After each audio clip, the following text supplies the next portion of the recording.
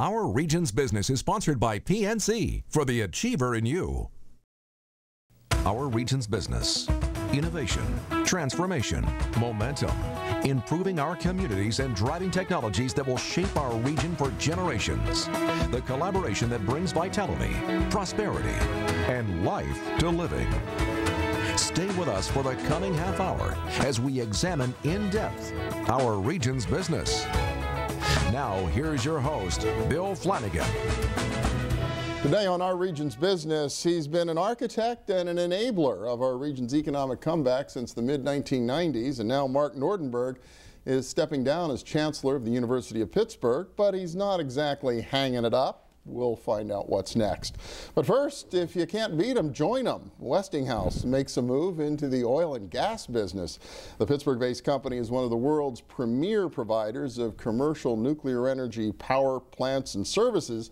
Yet recently it announced the acquisition of Mangiarotti, an 80-year-old Italian manufacturer and a longtime Westinghouse supplier. The company makes pressure vessels, heat exchangers, and tanks that go into nuclear power plants. That's the obvious part, but also equipment for petrochemical facilities and oil and gas processing plants.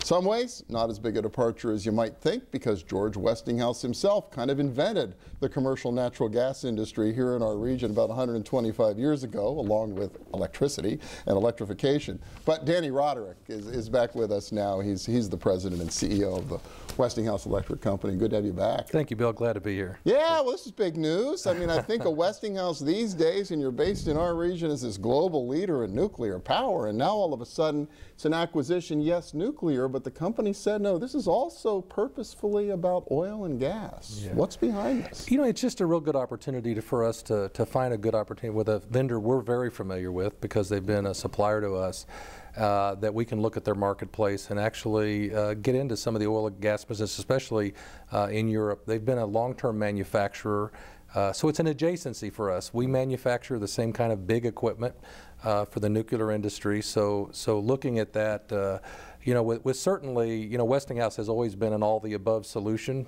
We have always, you know, supported all those different needs for our economic growth. But this in particular was a good opportunity for us because we don't right now have a good market way into the oil and gas business.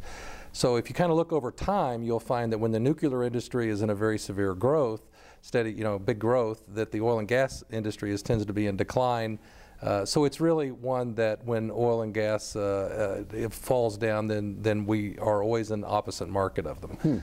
Well, and especially, I guess, true here in the United States right now, where this low price of natural gas and all these shale gas resources has really driven down the price of energy, and that's caused a lot to question. How are we going to be able to find the billions of dollars in capital, and is there a business case to invest in nuclear in the United States? Right now, natural gas looks pretty attractive here. Yeah.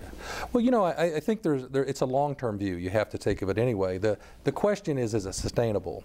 Is it sustainable for 10 years, 20 years, 50 years, 60 years? A nuclear project is a 60-year investment. So what you're actually comparing isn't the price today. You're trying to compare what will the price be over a 60-year period and trying to levelize that cost to the customer over that entire period of time. What we're still seeing in the United States is that regulated utilities that actually look much more about long-term energy prices versus spot energy prices are still building. You know, we're still seeing the growth in Georgia and South Carolina, seeing a lot of interest now starting to come in other Southeast United States places. In the unregulated markets up here in the Northeast, it's a much more complicated equation because clearly today it's a challenging market for us in the Northeast part of the United States, whereas Europe, gas prices are still significantly higher than they are here, so nuclear still has a very strong footprint in economic comparisons. And in Asia, we have even a stronger footprint. So we're really still seeing our big growth as exporting from Pittsburgh into Europe, into Asia, but we're also doing a lot here in the United States, and especially now looking out on the West Coast. which is kind of difficult sometimes to talk about with nuclear, but the fact of the matter is a lot of this gas resource can't get to the West Coast. Sure. So from an energy security and stability standpoint, the nuclear part of the equation comes back in. Interesting. So you really, it plays out differently all around the world, a lot of different pictures. You talk about some of the international opportunities that exist. There clearly is demand in certain areas. You mentioned Asia for new nuclear. Is that true everywhere? And what are some of the the issues you have to deal with? Well, I think a few things are going on. We are seeing, that clean air is an absolute problem in China. We're seeing that the AP1000, our Westinghouse product, has been selected as the technology of choice there. And in the last few weeks, the Premier of China announced that he's going to aggressively go after the remaining program, which could be 26 to 30 new units for us. Next week, we'll have the visitor from the Nuclear Energy Authority of China will be in Pittsburgh on Monday. Wow. And so I think that'll be exciting to have him here and show the commitment, the relationship, and the tie from Pittsburgh all the way to China with that. It's certainly going to be that. Japan is going to have to deal with its energy issue some way. I don't think they're ready to start building again right now, but at some point Japan has an energy problem that has to be solved. We're seeing other countries like Vietnam, we're seeing the development and growth into those countries is very rapid, and they don't have a solution to energy yet. They don't have pipelines for gas. They don't have the infrastructure for gas. And so they're looking very much back into nuclear power, as is the Middle East. And the eastern part of Europe is also still been a very active market for us, as you know. And then we have signed the deal in the UK for building 3 units, even in the United Kingdom, really not from just purely a price point standpoint, but for an overall energy security strategy. And is the federal government largely supportive of all of this and exploiting and opening these opportunities? I mean, I think we've had a lot of support. We've had a tremendous support from Secretary Moniz from the Energy Department.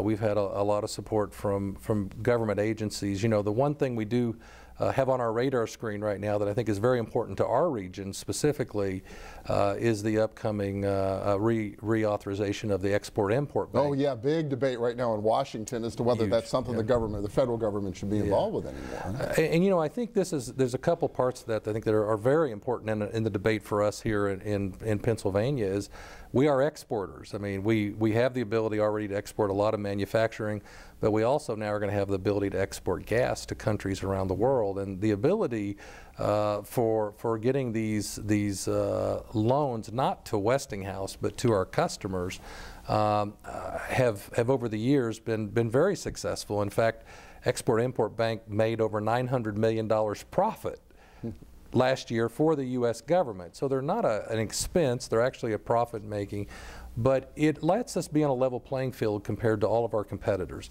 The Japanese, the Chinese, the French all have government-owned companies. They sponsor that with the similar things as Export-Import does. If we lose the ability to have Export-Import Bank, it will significantly impact our ability to export here in Western Pennsylvania. Wow, amazing. Really good to have that on the radar screen because you can sort of disconnect from an issue like that and understand that it really comes home to roost in our region. Well, a lot going on. Good luck in the oil and gas business. Great, thank you. Danny Roderick, President and CEO of Westinghouse. Thanks so much. Thank you, Bill. Yeah. Next up, an exit interview of sorts as University of Pittsburgh Chancellor Mark Nordenberg moves on to the next phase of his career. Stay with us.